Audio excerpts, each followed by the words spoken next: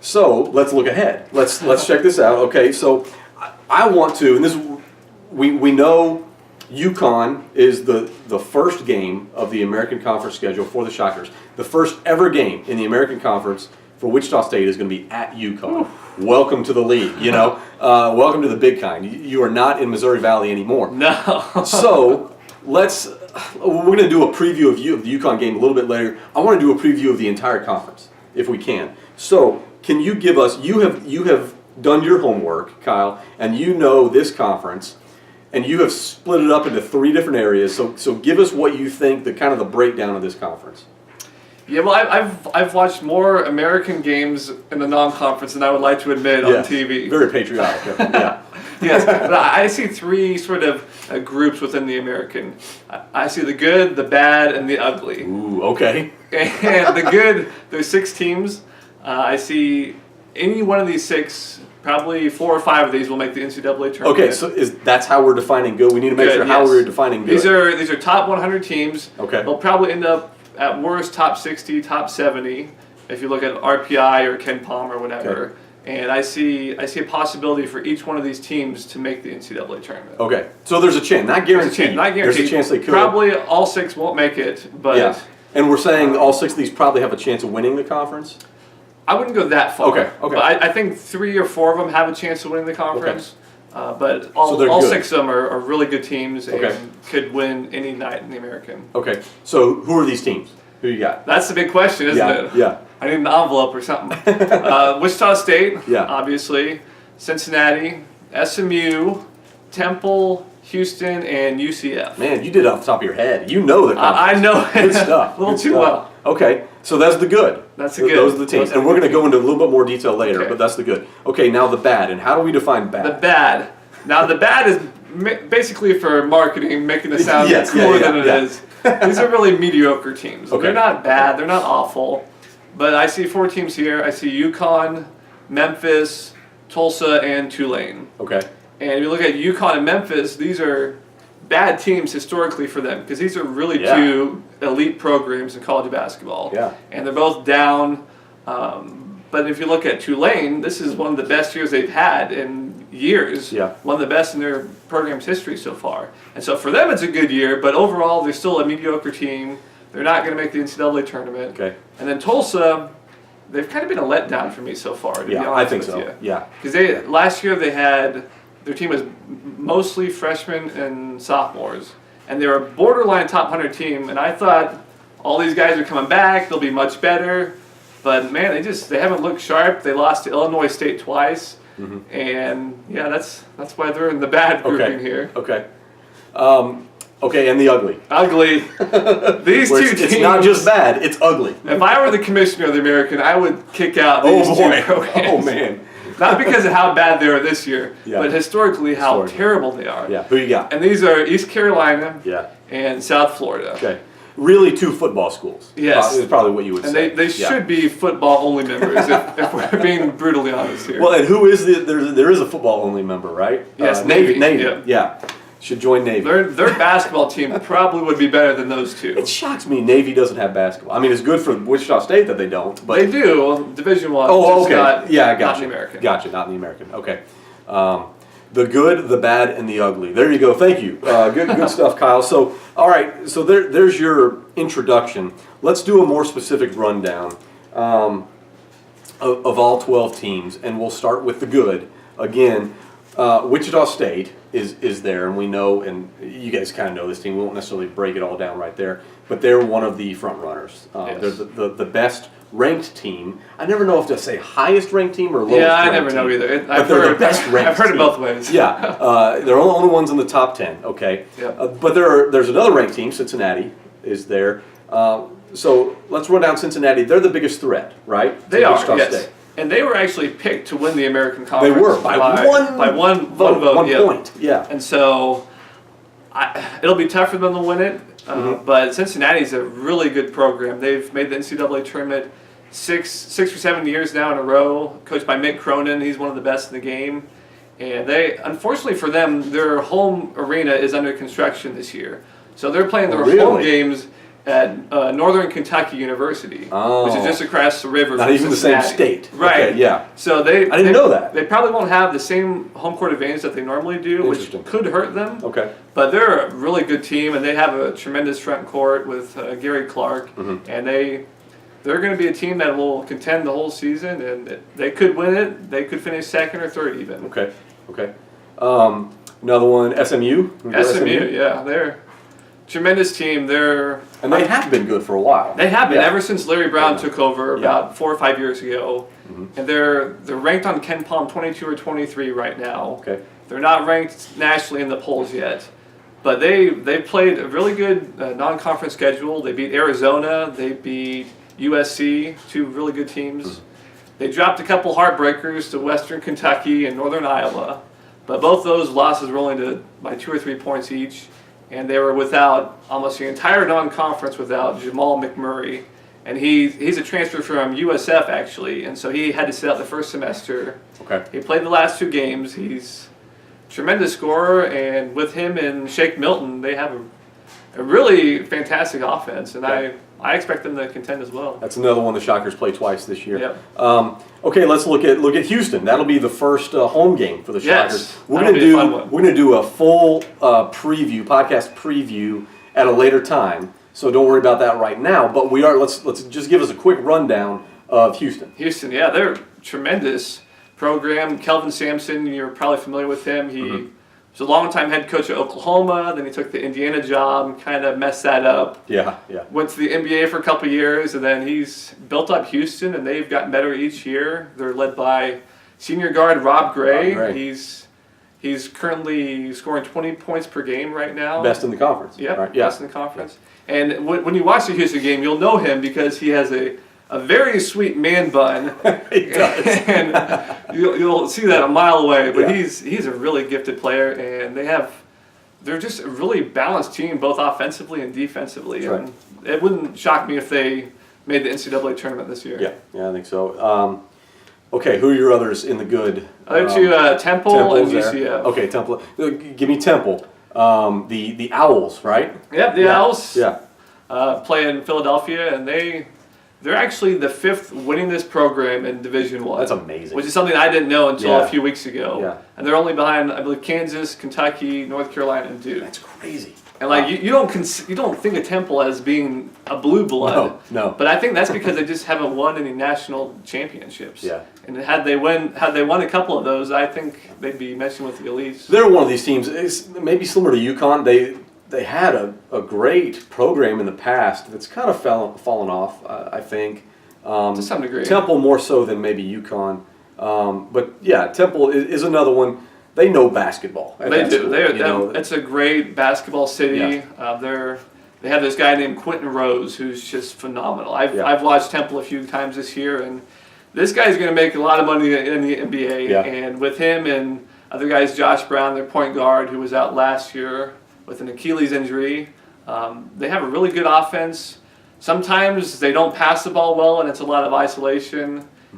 So I don't think the Shockers will have trouble with them, but they have tons of talent. It just depends if they can put it all together. See, and to me, to pause real quick, this is the difference between the American and Missouri Valley Yes. Conference. We'd be sitting here with the Missouri Valley Conference giving you a rundown. We'd be 3 teams in, and we'd be falling asleep, you know? And be 2 good and Yeah. 8 ugly. But in the American, yes, you've got to worry about Houston, and you've got to worry about Cincinnati. You've got to worry about SMU. But then also, if you only worry about those and then you take a night off somewhere, yeah. Temple's going to snag you. They just gonna have so get much you. talent. Or Memphis or any of those teams are going to step up and knock you off, knock you down. So yes, that's what I think is the difference. We're talking 5, 6, 7 teams down, and they still have a legitimate chance to play to show up on a night and compete. So. There are very few nights off in the American this year. That's right. So that's right. That'll be tough. Okay, so UCF now. UCF. The Fighting Tacos. What can we expect out of them? They're kind of a mystery team, Yeah, really. they are. They were picked to finish pretty high up in the American. A lot of them had them going to the NCAA tournament because they were the NIT runners-up last year. And so they've kind of been hit by the injury bug, unfortunately. They've had 2 starters. One of them's out for the year. The other, B.J. Taylor, has been out for almost the entire non-conference, and he's, in my opinion, their best player, and he should be back within a week or two. Mm-hmm. So once he comes back, they're going to be a very dangerous team, and with big, giant, 6 foot Taco is Fall. Is he 7'6"? 7'6". Is that, I was thinking somewhere around 9.5 feet. Yeah, their he defense is massive. He's so tall. Yeah. But yeah, with him anchoring their defense, they have a top 30 defense in the nation, and so they're going to be another team that has a chance of maybe making the NCAA tournament. They might have to do that by winning the conference tournament, which happens to be in their home city of Orlando. In there, yeah, in their so own they backyard. have the advantage there. I've been there. I've been to UCF. Yeah. It's in Sanford, I think, Florida, which is right outside of Orlando. But yeah, they're another team that I think could pick you off if you're not paying attention. They're going to beat a lot of good teams this year. So all right, so those are the good. Those are the good. The good. Let's go to the bad, and we're saying bad is they don't look good. They're not going to make the NCAA tournament. Yeah, unless they somehow magically win it all in the conference happens. They won't get in that large bid. UConn. Let's start there because I think a lot of people, especially from Wichita, when we got into the American Athletic Conference, said, "Ooh, UConn. Yep. Ooh, we get to play. Yeah, that's a big time program." I mean, in this decade, they've won 2 national titles. I mean, they have had some amazing NBA quality talent, but not so much anymore. What can we expect out of UConn in 2018? Forgetting and knowing that in the past it was really good, but what about now?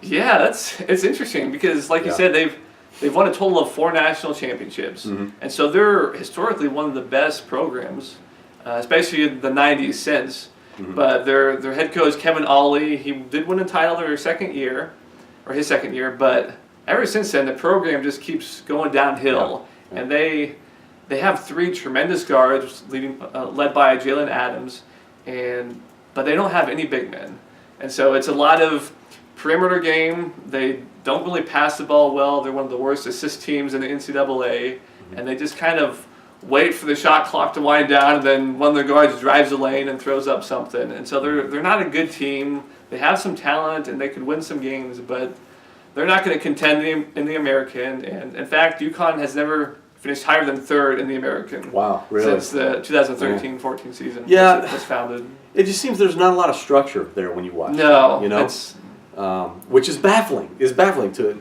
a team. They're seem to be well coached, or should be. But yeah, we're on this podcast. We're going to talk a little bit later. We'll have another video on a preview for the UConn game, which is the next one coming up. So we'll get to them a little bit. Okay, so that's part of starting with the bad of UConn. Give me Memphis as part of that too. Yeah, the Fighting Tubbies. Yeah, led by Tubby Smith. Yeah. He won a national title at Kentucky. Yeah. And he's a tremendous coach. He is. He absolutely is. He is not a great recruiter. And so a lot of the Memphis fans are kind of turning sour on him already, although this is only his second year. But that's what happened in Minnesota too. He's good enough, but he's not great. Yeah. And Memphis is a tremendous hotbed for college basketball recruiting. Yeah. And he's not one of those guys who's going to beg people to come to your program. He's like, here's an offer, take it or leave it. I'll coach up whoever I have. And so Memphis, it's kind of interesting. They're grouped with UConn because coming into the American, UConn and Memphis are probably the 2 biggest brands. Yeah, I think so. Yeah. The fact that they're both in the bad category just shows the potential for this conference. Yeah. Because if those 2 get better, this conference is going to be elite. Because when you think about Memphis, you think about, was it John Wall, I think, was there coming out of the... he was at Kentucky. Oh, that's right, he was at Kentucky. Who was the Memphis Derrick guy? Rose. Yeah, okay. Calipari was the coach. Yeah, one of those guards, yeah. But yeah, you think about those amazing times where they were... success. They were usually a 2-3 seed in the tournament and doing great things. Not so much the case anymore, and I don't know that we can expect that much. But I think you can. Like you said, the talent may not be there, but if it gets close in a game situation, I don't want to be going against Tubby Smith. You know, he is still a great game day coach. He really is. Yeah. He's one of the best in the business. And Memphis will finish somewhere in the middle tier of this conference, maybe even 9th or 10th. But they're going to win some quality games, and they're going to thankfully the Shockers only played them once. Yeah. It's at Memphis, so unfortunately we don't get to see them in Wichita this year, but that'll be a fun game. Okay, I got to be honest with you. We only have 4 teams left, and I am leaning on you heavily now because I don't know. I don't People are particularly turning care. off right now. So let's They go don't quickly. care. Tulane. What in the world can we do with Tulane? Tulane is actually one of the programs that's on the up and Okay, coming, and so good. I don't even know where Tulane is. they're in New Orleans. Okay, but hey, that's a big market too. Yeah, it's a really great school academically. Yeah. So I think they have great potential. They're led by Mike Dunleavy Sr. He was a longtime NBA coach. Yeah. And so this is the second year, and they had a great non-conference run. They're probably not gonna make the NCAA tournament unless something crazy happens. But they're a program that's getting better. Okay, and Tulsa. Now I think this was one of the teams when Wichita State fans saw that we were going to the American Athletic Conference. They said, "Ooh, rivalry," because Tulsa's not that far away. I just don't know that they have anything to put up in a rivalry. Right? No, not yet. Yeah. Like I said, they've kind of been a disappointment, led by Frank Haith. Okay. And last year they had promise. This year they've kind of taken a step back. They did beat K-State in Wichita, which was a really good win for them. Mm-hmm. But other than that, they didn't look too good in the non-conference. Their offense just doesn't seem to click. And again, the Shockers will play them twice this year, so who knows? They could steal a game or two, but I don't see a lot of quality there this year. And the ugly. The ugly. The two uglies. The two uglies. South Florida, East Carolina. We'll group these two together because I don't really care about them. I don't care. Yeah. Shockers only play once each, thankfully, and so they're two terrible teams. They're sub 250 RPI Ken Palm, and quite frankly, they belong in the Missouri Valley. Okay. Yeah. If we're being honest here. Well, all right. Let's talk about this because you said something interesting there. So you said the Shockers only get to play them once, thankfully. Yes. I think some people are looking at the conference schedule, and there's not you can't play everybody twice. There's too many teams. You'd have to go to like divisions or something. I don't think they want to do that. So not everybody plays everybody twice. Instead, the conference does some work their magic, finagling, to come up with the schedule that they want. And so the Shockers are deemed a better than average team, so they only play the lower than average teams once. That is South Florida and East Carolina. Why is that a good thing? Why should Shocker fans be happy about that? You would think, oh, it would be great to play the really bad teams twice to get a couple more wins. Yeah, it kind of depends if your number one goal is to win the conference or to get an NCAA berth and a better seeding. To build a resume. Yeah. And so the Shockers are very fortunate. They play what are predicted to be the top 7 teams twice. And so thankfully they only play Tulane, USF, East Carolina, and Memphis once, which are predicted to be the 4th worst teams. Gotcha. And so there's a good chance that a school like SMU or Houston, who doesn't have as tough as a schedule, could end up winning the American just because of their easy schedule. Gotcha. But I think the Shockers would trade, a conference championship for a better seed. Maybe I'm wrong there. They did in the Valley quite a bit of times. I think they'd like to have both, but Yeah. if it's one or the other, I think seeding and NCAA berths are more important. Yeah. So for building your resume, it's Yes. better just to not play the bad teams at all rather than beat them. Yeah, It's it's true. Yeah, they're RPI killers. Yeah, you'd rather be able to play Cincinnati twice rather than that play only them once, but then beat East Carolina twice. So that does make sense. The first time I looked for it, I was like, man, it'd be nice to get these easy wins. But no, I get that now. It's a resume building thing, so that makes sense too. So okay, let's wrap things up on this preview here of the American Conference.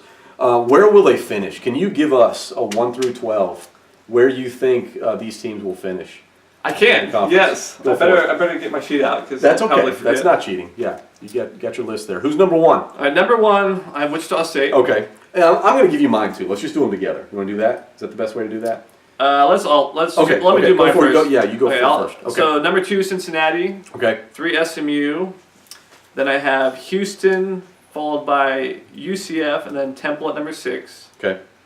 And then 7 through 10, I have UConn, Tulsa, Tulane, Memphis. And then the Uglies, 11 and 12, East Carolina, and then USF. Okay. we're not far off then, because here's what I got, and we're going to try to throw this up on the screen as well on the video. But I've got Wichita State there, a number one, and Cincy, number 2, same as you. I've flipped Houston and SMU. I've got Houston there. I like some of the things that Houston has done. So those two. I've got Temple at 5, UCF at 6. I think that's a switch. It is. With yours as well. I got Memphis then. I like Tubby Smith. Wow. And I put Memphis up there. They've at number 7. Number 7. Wow. Yeah, and then UConn. I think. I don't know. I have to respect the past, do I? I don't know. No. UConn number 8. You shouldn't. Yeah, and then Tulane, Tulsa, South Florida, East Carolina. Flip a coin down at the bottom there. But yeah, so we're pretty close. It sounds close, like. yeah. We've got those, and those are expectations. I'm not a big fan of preseason polls and looking early on. It's a crapshoot. Yeah, It really is. Yeah, it is. But at least we have a non-conference to go on instead of just preseason practice or something. So those are the expectations. We'll see. And okay, the expectations for the Shockers to win the whole thing. That's what we're saying. It is, yeah. Yeah. And I'm predicting the Shockers go 14-4 in conference play. And I think their 4 losses will be at Cincinnati, at SMU, which is a very tough place, at UCF, which might surprise some people. Really? And then I see the Shockers dropping one sort of wild card surprise game. It could be at home. It could be maybe at Temple or at Houston. Okay. But I see them going 14-4. 14-4. I had them 15-3. Okay. And what I see there is a split with Houston and a split with Cincinnati. And we'll talk about this in the future. That split with Houston, that might be a Houston loss January 4th. It may be that Houston welcomes them into the conference with a loss. Just because let's be honest, the Shockers are not playing their best yet. We haven't seen their best yet. No. And Houston's a good team coming in. So I don't know. We'll see about that. But I think they could get it together where 2 weeks later they're going to Houston. They could play angry, so to speak. Get that. So I see splits there, and then one more, maybe an SMU or maybe maybe Temple comes and gets them or something when they have an off night. But 3 losses, 4 losses. Yeah. Probably still wins the conference. I think so this year. At least top 2, yeah. Just with 6 really good teams, and then 3 or 4 that could win. Any given night, it's going to be a tough ride. Here's where we see it. This American Athletic Conference is going to be so much better. We've talked about it for so long, and again, I mentioned it in a previous episode. I'm tired of talking about potential. I'm tired of talking about things that are coming up. Yeah. It's finally here, which is great. It's great for fans. It's great for the program. Even if there are some more losses, because in Shockers fans you got to recalibrate a little bit because it used to be playing the Missouri Valley Conference. You plan for an undefeated season. You would tolerate 1 loss. Don't plan for that this year. 3 to 4 losses is great. Is a magical season. That'd probably be a 2 or 3 seed. Yeah. Maybe even could be a 1. Depending on how things shake out. So don't jump off a cliff with a loss. No, is what we're saying. This is going to be better competition. And it's going to be every night is going to be a good game. Every game. Yes. A lot of nail biters. A lot of my heart can't take this anymore. Last minute, last second shot. Wait a minute. We've had that already. Yes. I think that's the theme for the season. Yeah. So get used to it. But I think Coke Arena is going to be better for it. I cannot wait for those going to be better for it. Yeah, it's going to be tremendous. There's your conference preview for the American Athletic Conference.